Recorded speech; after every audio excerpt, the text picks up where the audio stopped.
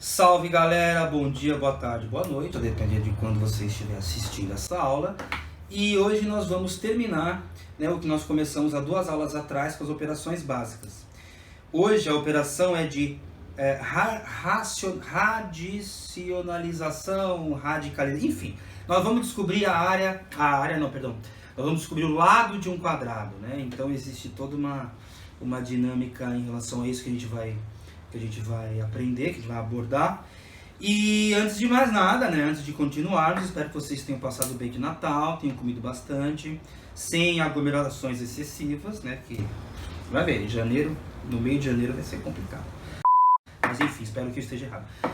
Então, Feliz Natal um pouquinho atrasado e Feliz Ano Novo um pouquinho adiantado, tá? Mas, sem mais enrolações, vamos para a aula de hoje.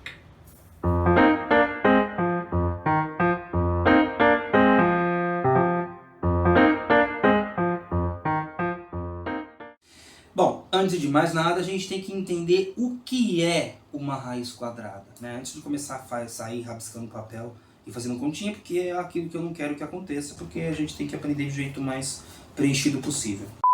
Bom, nós temos aqui um quadrado na forma de azulejo, ou um azulejo na forma de um quadrado. A ideia principal é que a raiz quadrada, ela é isso aqui, ó. Ela é o lado do quadrado, que é o mesmo, tanto aqui, quanto aqui, quanto aqui, quanto aqui, que é a sua base. Mas qualquer medida pode ser a base. É que a orientação fica gravada porque existe uma gravura, Aliás, existem palavras gravadas, então a gente sabe que é desse jeito que tem que ficar. Mas o radical de um quadrado é a sua base, a sua origem, a sua raiz. E nós temos que lembrar que raiz tem muito a ver com a própria linguagem. Por exemplo, qual é a raiz da palavra montante? Que é aquela parte do rio que fica mais próximo da montanha.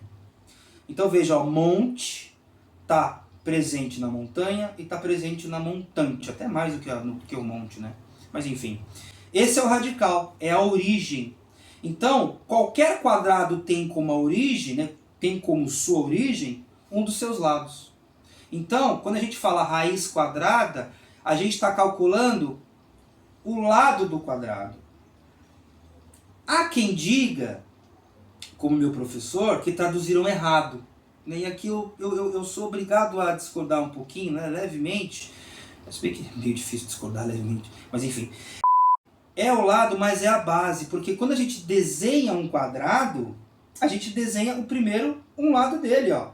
Vou desenhar um quadrado, desenho um lado, pronto, essa aqui é a base do quadrado. Essa é o radical do quadrado. Por quê? Os outros lados dele são derivados dessa medida que eu fiz. Então isso é a raiz quadrada. É a origem, é a base, é o lado a partir do qual os outros lados são escritos. Até nas aulas de geometria, que a gente está falando sobre álgebra. Apesar que, como eu estou com uma forma na mão, a gente já está esbarrando na geometria. Então daqui para frente não tem como dividir tanto assim.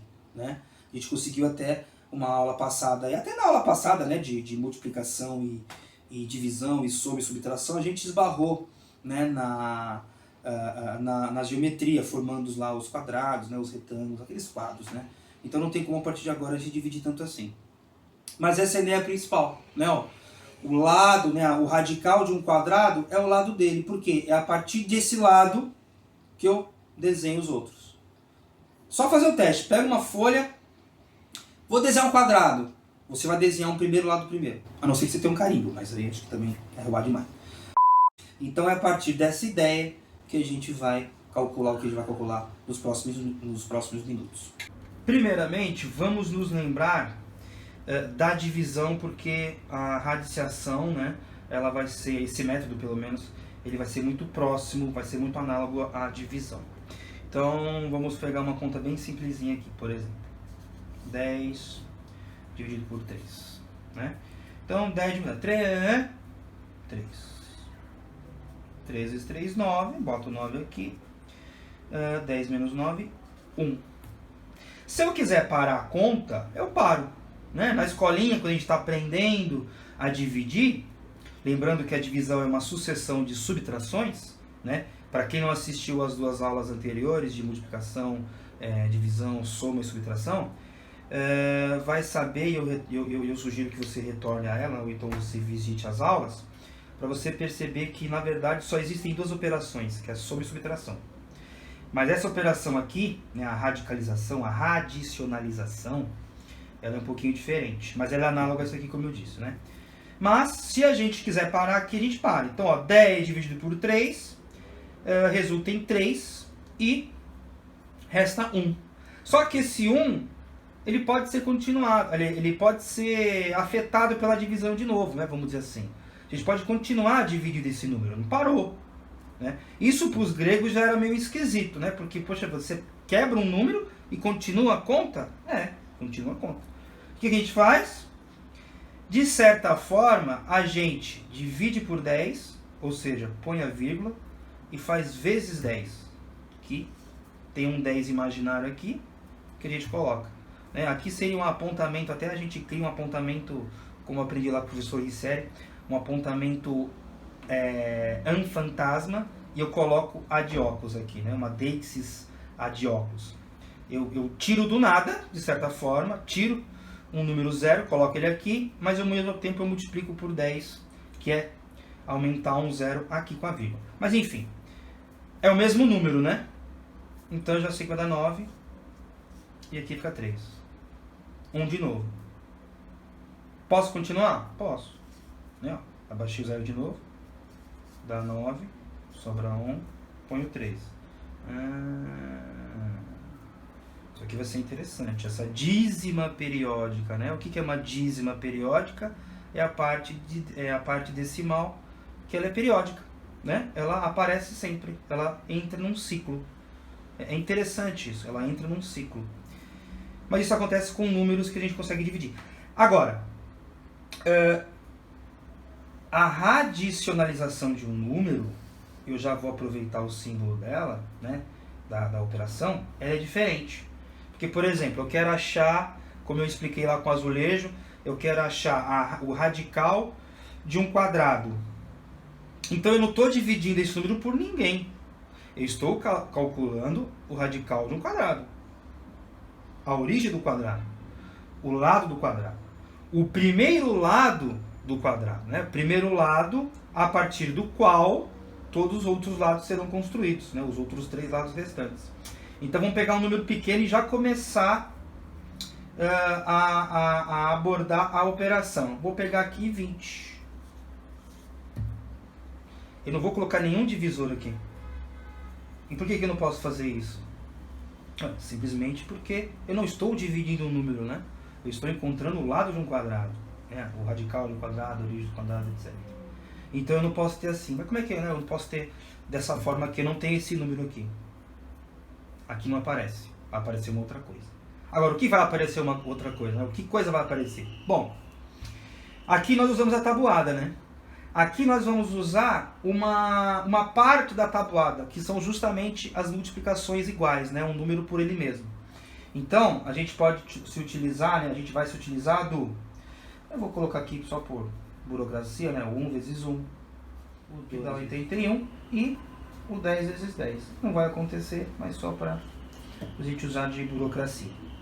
Então, ó, eu coloquei aqui 16, que é 4 vezes 4. O próximo, que está aqui, é o 5 vezes 5, que é 25.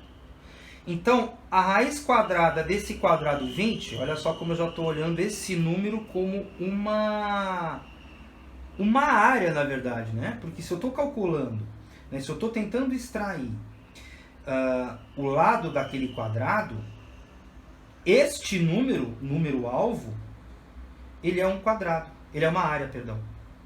Ele é uma área. Então eu vou considerar esse número como uma área e vou achar o lado desse quadrado, né? E outra, é uma área e é um quadrado, ou seja, tem todos os lados iguais. Então eu vou considerar esse número como uma área e vou calcular o lado desse quadrado, né? Não é uma área qualquer, é uma área quadrada. Aqui na divisão, esse número é uma linha. Aqui é uma área. Linha, área. Aqui é uma sucessão de subtrações. Eu vou tirando 3. Ó, 3 vezes 3 dá 9. Então é como se eu tivesse, bom, um pouco por agora, onde vai se desvirtuar muito. Mas aqui, ó, é uma subtração. Eu pego 10 coisas, vou tirando grupinhos de 3. Então, quando eu parei a conta aqui, o que eu estou dizendo, né? O que eu estou fazendo? Eu tirei 3 grupinhos de 3 e sobrou 1. Só que como um método, eu vou além da construção física do número, né? E aqui vai ser a mesma coisa. Então, sem mais delongas, né? Porque vocês já perceberam que subiu para o Lix. Aqui, o número 20 está entre 16 e 25. Então, é 4. Por quê? Qual é o número que vezes ele mesmo dá 20 ou próximo de? 25 já passou. Assim como, por exemplo, 12 já passou aqui no 10. Então, a gente usa o 4. Então, o primeiro número que vai aqui é o 4. Então, a raiz quadrada deste quadrado, 20, começa com 4. E aí fica igual, ó, 4 vezes 4, 16. Boto 16 aqui. Pronto, sobrou 4. Isso aqui é igualzinho a esse. Agora, como é que eu avanço? Muito simples. Não tem nada a ver com esse aqui. O próximo número daqui é o dobro do 4, que é 8. E aí tem uma coisa bem diferente do que tem na divisão comum. Esse 8 vai ser, na verdade, a dezena de um número um pouquinho maior do que ele. Bom, aqui nós abaixamos um 0, né? Quando a gente parou. Porque veja, né? É meio esquisito. 4, é muito aquém do 20 o 4, né? Cabe mais coisa aqui. Então, a gente abaixa, ao invés de 1 0, 2 zeros. Mais uma vez, a gente está... É como se nós estivéssemos lidando nesta operação com coisas assim, ó. E aqui é isso aqui. Linha e uma forma, um quadrado, etc, etc. Aqui não é um quadrado, porque vai ficar bem evidente agora que é uma figura, na verdade, né? É até um quadro, se você parar para pensar, né? Porque um quadrado ele é um quadro de todos os lados iguais, né? Com todos os lados iguais. Mas enfim. Bom, aqui eu vou até usar outra cor. Como é que a gente vai lidar agora? Nós vamos encontrar um número para pôr aqui, e por aqui também, ou seja, o mesmo número, que chegue mais próximo de 400. Porque agora o 400 é o nosso novo número o nosso novo número alvo, né? Então vamos ver, bom, 80, vamos ver, 80, se a gente colocar 5, 85 vezes 5, não, só o 5 já dá 400 e pouco, né? Só se fosse 80 vezes 5 já dá 400, então é 4. Provavelmente é 4, vamos tentar um 4. Então a gente põe aqui, ó. E a gente faz o quê?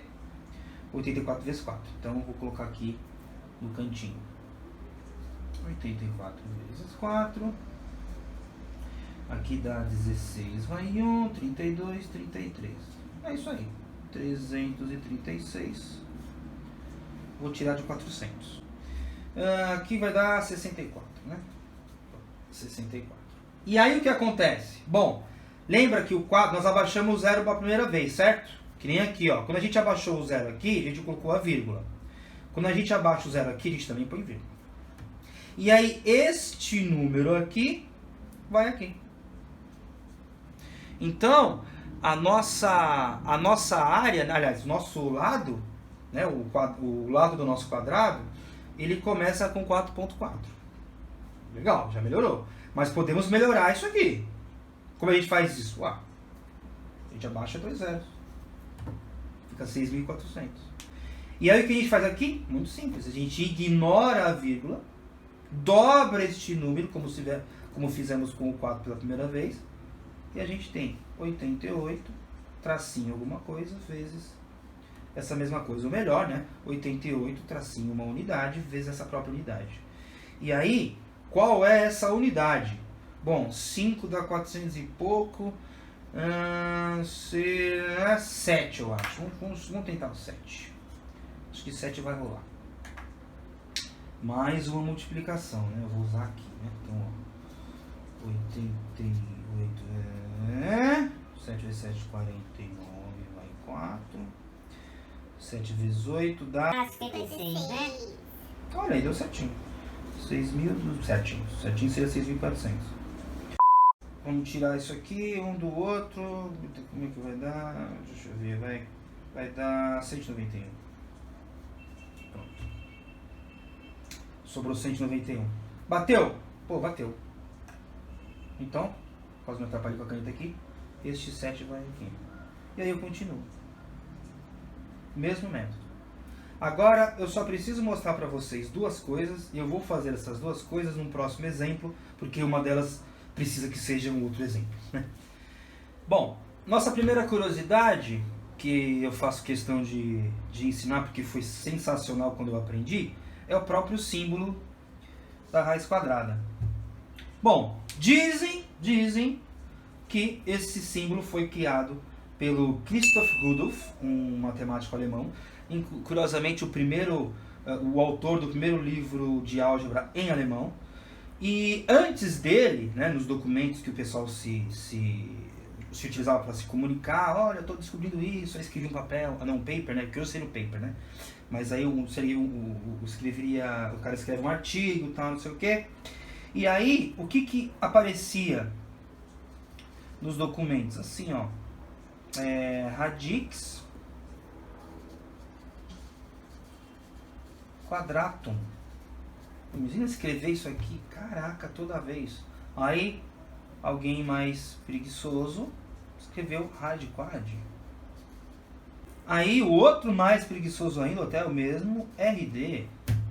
Aí, um R só. E aí, né? Olha aí. E, curiosamente, este símbolo, né, por isso que dizem que foi ele que fez, porque é a primeira vez que alguém utilizou dele. E ele se utilizou desse símbolo no livro dele, que deu o nome de Hand- und Kubische Rechnung durch die enfim, né, não vou gastar meu alemão, porque eu acho que eu já gastei meu alemão pelo ano inteiro. Mas vamos apelidar esse livro de Cos. Para lembrar, né, que parece a coisa, né, mas o nosso querido Freud, ele tem, né, um conceito que é das Ding. Então esse aqui é Freud, e por falta de um N não é nosso amigo, que, né, Freud, se não me engano, em alemão é amigo. E esse aqui é o do nosso, eu vou brincar com o nome dele, é o nosso Cristóvão Rodolfo. Que vocês, aproveitando que vocês, né? Que você, né? Talvez você esteja assistindo aí sozinho, é uma coisa mais intimista ou intimidadora, ou então íntima, né? A depender de como você vai encarar. Você já viu que é Christoph Rudolph, né? Mas é o nosso Cristóvão Rodolfo. Então, no livro de Cos, de 1525. Então, este símbolo aqui, ele é um pouquinho mais novo que o Brasil. Olha que legal. É 25 aninhos mais novo que o Brasil. Bom, esta era a curiosidade que eu queria mostrar para vocês, mas agora vamos usar um número maior, porque existe uma particularidade que eu ainda não mostrei, né? Então, ó, vamos usar aqui, né? Quando a gente já sabe o símbolo, então, coisa assim, tá, não sei o que, né? Tá aqui. E o número alvo, né, vai ser os 6 primeiros primos. No caso, os 5 primeiros primos, que eu utilizo de 6 algarismos para escrever. Então é o 2, 3, 5, 7, 11. Bom, o nosso exemplo anterior era o 20, que é um número que tem apenas 2 dígitos. Agora nós temos 6 dígitos aqui. Então como é que eu faço isso? Na divisão, a gente se utiliza da milhar, né? Então a gente usa... Bom, na verdade a gente usa o número pela unidade mesmo, né? A gente vai avaliando com um número muito grande, sei lá, 489 por 2. Então a gente divide o 4 primeiro, depois o 8, depois o 9. Vai abaixando os números, né? Até começar a baixar 0, ou então até a gente se dá por satisfeito. Então aqui, ó, a primeira particularidade é a seguinte. Nós lemos esse número assim, né? 235.711. Mas, para o nosso cálculo, né, para o nosso método, nós vamos ter que ler da seguinte forma, ó. 23, 57, 11. Mas aí, pegou o 23, que curiosamente vai começar com 4, né, já que o próximo é 25. a gente vai abordar de 2 em 2. Então, qual é o número que vezes ele mesmo é 4? Por quê? 4 vezes 4 dá 16, 5 vezes 5 dá 25, passa, né? Então a gente se utiliza do 4. 4 vezes 4, 16. 27 menos 23 menos 16, 7. Né? Por isso que eu falei 7, Freud explica. Aí, ao invés de abaixar 2 zeros, eu abaixo a duplinha, né? E aqui, agora a gente vai ter que ver. A gente baixa o 8, lembra que a gente dobra o 4. E aí aqui fica desse jeito. Agora, qual que é o número? Então, a nossa continha aqui vai dar 704, né? Que é 88 vezes 8. Aí, um menos o outro, nada de novidade. Aqui vai dar 53, certo? Isso. 53. Abaixa o 11, né? Aqui eu tentei fazer uma chavinha para conseguir melhor. Uma chavinha meio... Abaixa o 11. 5.311. Desculpa. Perdão. Aqui não tem vírgula. Aqui vai o número mesmo. Então, já começa com 48 alguma coisa. Ou então, provavelmente, 480 alguma coisa. Bom, o 480, né? O 48, melhor dizendo, a gente ignora... Bom, não tem vírgula, né? Porque eu errei. 48 vezes 2, isso aqui é 96, não precisa nem de negócio. 96, lembra, ó. Alguma coisa, vezes alguma coisa. Bom, vamos ver aqui. Milagre da edição. Bom, aqui vai o nosso querido 5. E aí fica 965 vezes 5, dá 4.825. Ih, rapaz, agora complicou, hein? Mas vamos fazer, vai. Milagre da edição. Pronto, 486, o resto, né? É menor que esse número, então quem vale mesmo é o 5. Bom, acabou os números alvos, né? Vamos dizer assim, né? Acabou os dígitos, melhor dizendo. Acabou os dígitos do número alvo. Bom, mas eu quero continuar. Já que é a primeira vez que eu desejo continuar a conta, o que eu faço? Abaixo 2 zeros que estavam escondidos ali. Tô brincando, não estava escondido nada não. Eu abaixei 2 zeros mesmo. E coloco a vírgula aqui. E aí, faço o quê? Ignoro essa vírgula. Dobro este número que vai dar 400, vai dar 970. 970. Pronto. Eu acho que isso aqui não é 5. Vamos colocar 5 aqui. Né? Acho que legal que o pessoal acha que eu tô calculando mesmo, mas você tá tudo no computador. Aí, vamos fazer a conta, né? 9.705. Edição. Olha aí essa edição, hein? Ó, a gente pegou 9.705 vezes 5, fez aqui. Esse menos esse 75. E a gente podia até continuar, tá vendo? A edição foi tão completa que ela colocou já as reticências em tudo que é lugar. Então, ó, qual seria o próximo? Ó, fica aí a dica para você fazer aí na sua casa. Qual seria o próximo? E qual seria aqui, etc, etc. O que você colocaria na unidade, né, nas unidades, para mostrar, né? Para mostrar não, para montar o número. Então, sem mais delongas, vamos para a próxima folha, para o próximo passo. Peraí, vamos desafiar o pessoal de casa? Certo, vamos desafiar. Comentem o próximo passo aqui nos comentários. É isso aí. Comentem nos comentários, é ótimo. Voltamos à primeira folha, né, com o título da nossa aula. E nós temos que perceber uma coisa aqui.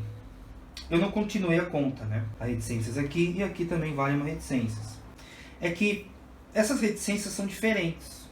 Por quê? Aqui é óbvio que é uma consequência... Ih, rapaz, tá a mão aqui. Tá. Essa reticência é diferente dessa. Por quê? Essa aqui, ela é igual. Ela vai repetir 3, 3, 3, 3, 3. Aqui não. Vai ficar alternando um monte de número.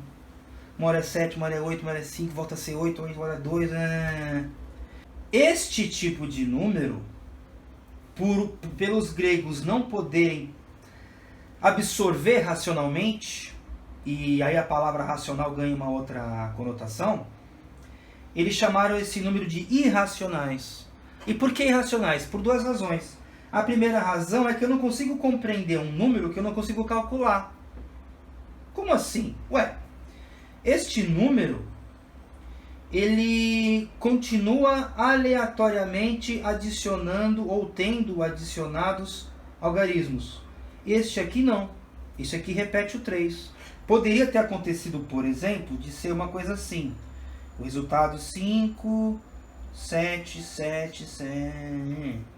Ou então 139, 1, 1, 1, 1.